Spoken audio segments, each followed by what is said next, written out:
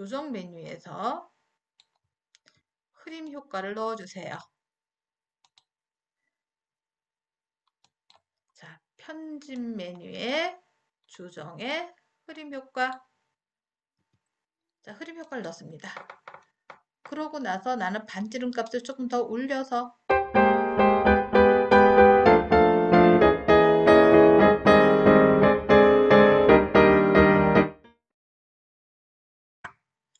안녕하세요. 컴쟁이문입니다.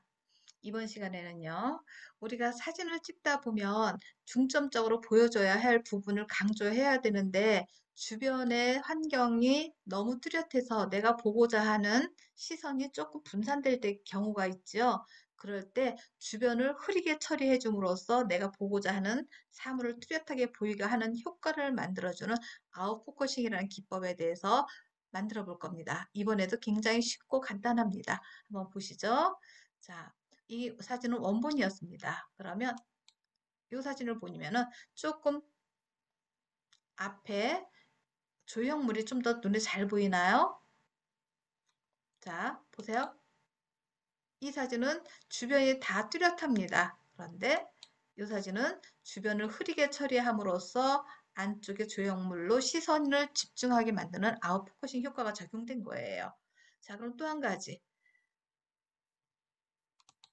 자, 이 사진은 산수유 사진인데요. 제가 찍는 아웃포커싱을 찍느라고 찍었는데도 주변이 조금 눈에 많이 들어옵니다. 자, 그런데 지금 제가 열은 사진은 조금 더 아웃포커싱을 많이 줌으로써 여기 꽃 사진만 더 뚜렷하게 보이게 만들었습니다. 다시 한번 확인할까요? 자, 이렇게 원본이었고요. 아웃포커싱을 살짝 주어서 조금 더 뚜렷하게 보이는 효과. 자, 이번에도 한번 볼까요? 자, 장미꽃 굉장히 뚜렷하죠? 근데 눌러봤더니 오른쪽에 이런 부분은 흐리게 처리하고 장미꽃만 시선을 잡는 이런 효과입니다. 자, 진행을 하도록 하겠습니다. 따라오시죠. 우선 아웃포커싱 효과는요. 사진 갖다 놓고요. 편집이라는 메뉴에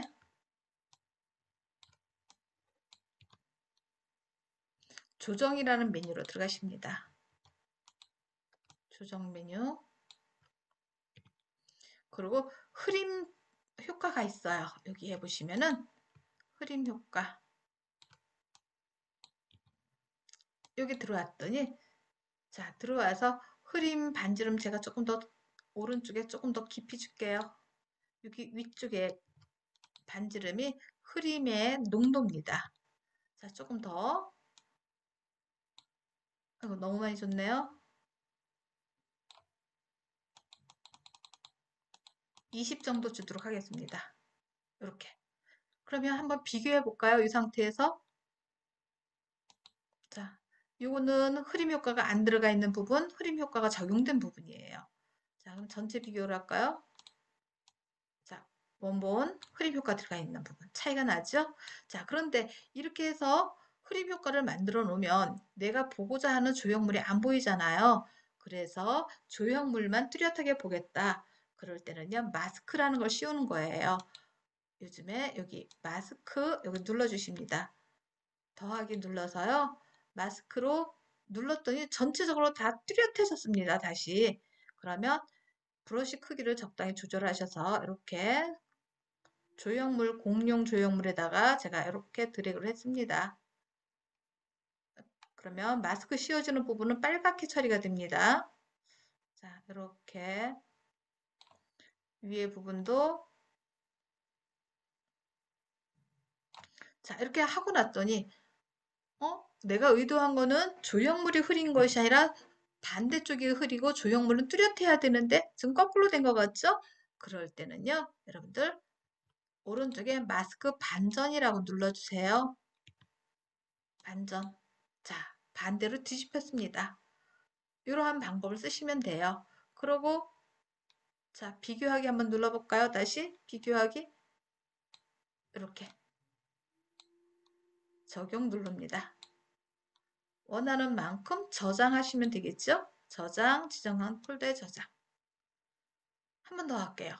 자, 이번에는 산수유 꽃입니다. 이 산수유 꽃에 뒤에 제가 찍을 때 아웃포커싱을 넣어서 찍느라고 했는데 조금 더 강하게 주고 싶어요. 그럼 마찬가지로 얘도 편집 메뉴 들어가시고요. 조정 메뉴에서 흐림 효과를 넣어주세요. 자, 편집 메뉴에 조정에 흐림 효과. 자, 흐림 효과를 넣습니다.